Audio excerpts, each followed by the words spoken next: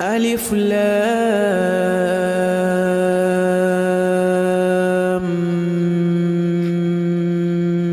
ميم ذلك الكتاب لا ريب فيه هدى للمتقين الذين يؤمنون بالغيب ويقيمون الصلاة ومما رزقناهم ينفقون والذين يؤمنون بما أنزل إليك وما أنزل من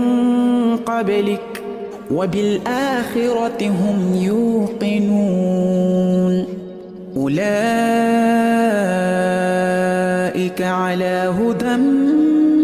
من ربهم وأولئك هم المفلحون إن الذين كفروا سواء عليهم أأنذرتهم أم لم تنذرهم لا يؤمنون ختم الله على قلوبهم وعلى سمعهم وعلى أبصارهم غشاوة ولهم عذاب عظيم ومن الناس من يقول آمنا بالله وباليوم الآخر وما هم بمؤمنين يخادعون الله والذين آمنوا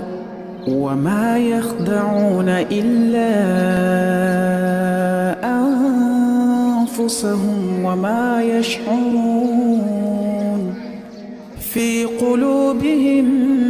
مرض